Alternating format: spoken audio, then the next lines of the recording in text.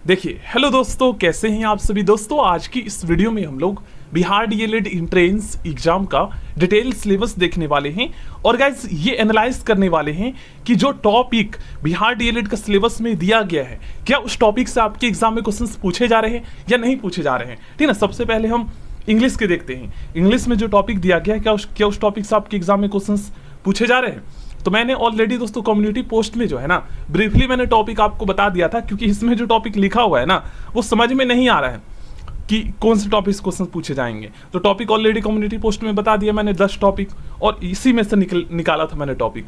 और देखो गाइस, हूबहू इसी टॉपिक से क्वेश्चन आपके एग्जाम में आ रहे हैं इंग्लिश के।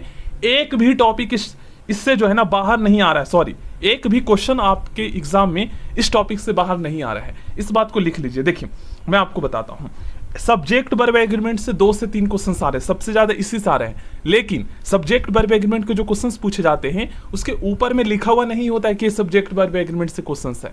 आपको खुद ही पता चलेगा जब अगर आपने सब्जेक्ट वर्ब एग्रीमेंट टॉपिक पढ़े हैं। ठीक ना। बाकी पैसिव वॉइस के क्वेश्चंस आपको देखने को मिलेंगे, क्योंकि ऊपर में लिखा हुआ होता है। पैसिव वॉइस में हमें चेंज करने के लिए डायरेक्ट इनडायरेक्ट स्पीच का क्वेश्चंस आपको देखने को मिलेगा।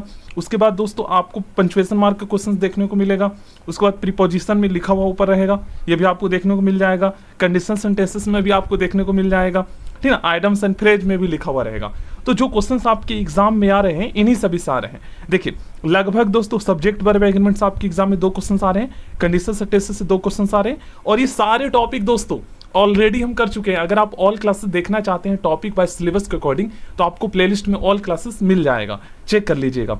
देखिए, सब्जेक्ट वर्ब एग्रीमेंट से 2 क्वेश्चंस, कंडीशन सेंटेंसेस से 2 क्वेश्चंस, आइटम्स एंड फ्रेज से 2 क्वेश्चंस आ रहे हैं आपके एग्जाम में। और कोहेसिव डिवाइस जो है ना, ये एक प्रकार का कंजक्शन होता है, तो इससे 2 क्वेश्चंस आ रहे हैं। प्रीपोजिशन से आपके एग्जाम में 2 क्वेश्चंस आ रहे हैं। उसके बाद पंक्चुएशन मार्क्स से आपके एग्जाम में 2 क्वेश्चंस आ रहे हैं। पैसिव वॉइस से 2 क्वेश्चंस आ रहे हैं। उसके बाद दोस्तों नॉन फाइनाइट वर्ब से 2 क्वेश्चंस आ रहे हैं। सब टॉपिक हो चुका है हमारा। उसके बाद डायरेक्ट इनडायरेक्ट स्पीच से 2 क्वेश्चंस आ रहे हैं, एंड टेंस से आपके एग्जाम में 2 क्वेश्चंस आ रहे हैं। तो यही टॉपिक है जिससे लगभग आपके 20 क्वेश्चन एग्जाम में आते हैं। अब हम बात करते हैं हिंदी की, और हिंदी के भी ऑलरेडी मैंने कम्युनिटी पोस्ट में टॉपिक बताया था, जिससे आपके एग्जाम में 25 क्वेश्चंस पूछे जा रहे हैं। सबसे ज्यादा आपके एग्जाम में जो क्वेश्चंस पूछा जा रहा है वो अलंकार से 4 से 5 क्वेश्चंस आपके एग्जाम में अलंकार से आ रहा है। उसके बाद लगभग 3 क्वेश्चंस आपके एग्जाम में रस से आ रहा है। उसके बाद दोस्तों लगभग 2 क्वेश्चंस आपके एग्जाम में मुहावरे से आ रहा है। समाज से 2 क्वेश्चंस आ रहा है। संधि से 2 क्वेश्चंस आ रहा है। वर्णमाला से 2 क्वेश्चंस आ रहा है आपके एग्जाम में। उसके बाद दोस्तों पदवंश आपके एग्जाम में लगभग 2 क्वेश्चंस आ रहे हैं। बातचीत से 2 क्वेश्चंस आ रहे हैं। तो इन सभी टॉपिक को अगर आप करके जाते हो एग्जाम में, तो आप हिंदी में काफी अच्छे स्कोर कर सकते हो। और गाइस देखो, English, Hindi, science, social study ये जो सब्जेक्ट मैं बता रहा हूँ ना, ये काफ़ी स्कोरिंग सब्जेक्ट है, और इसमें कम टाइम में पढ़कर आप अच्छे नंबर ला सकते हो। अब जिनका मैथ स्ट्रांग नहीं है तो उन्हें तो मैं यही कहूँगा कि सबसे पहले आप एग्ज़ाम में जो है ना, देखो अभी भी अगर आपके पास टाइम है 5-6 दिन का, आपका एग्जाम जो 1 हफ्ते बाद है, तो हिंदी पर ज़्यादा फोकस कर लो। हिंदी के सारे टॉपिक करके जाओ, क्योंकि हिंदी में नंबर लाना आसान है।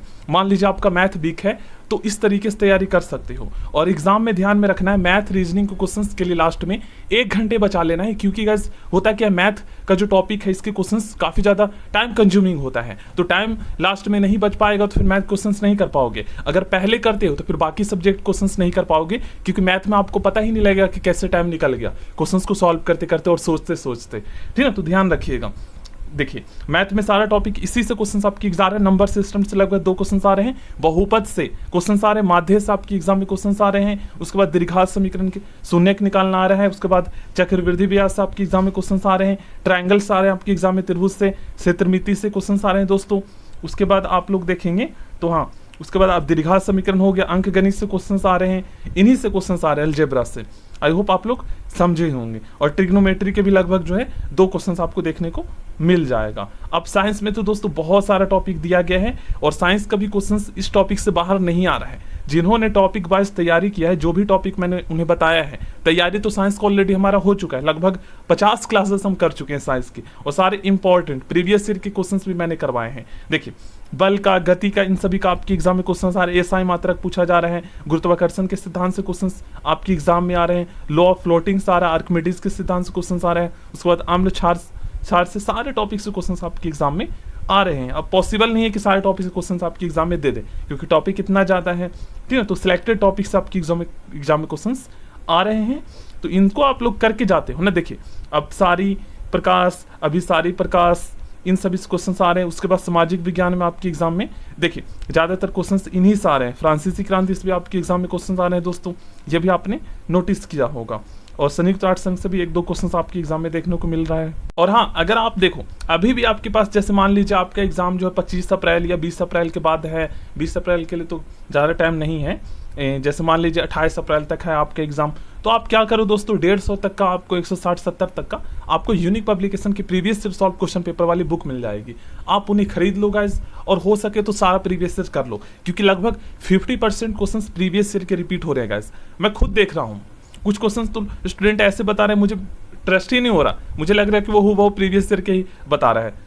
तो इस तरीके से क्वेश्चंस जो है ज़्यादातर प्रीवियस ईयर के रिपीट हो रहे हैं। रीजनिंग से आपके एग्जाम में लगभग 10 सिलेक्टेड टॉपिक से क्वेश्चंस पूछे जा रहे हैं। देखिए मैं आपको टॉपिक बता देता हूं जिससे ज़्यादातर क्वेश्चंस आपके एग्जाम में पूछे जा रहे हैं। एनोलॉजी से क्वेश्चंस आ रहा है, क्लासिफिकेशन से आ रहा है, सीरीज से आ रहा है, कोडिंग डिकोडिंग से आ रहा है, ब्लड रिलेशन से लगभग 1 क्वेश्चन आ रहे हैं। इससे किसी शिफ्ट में नहीं भी पूछा जा रहा है।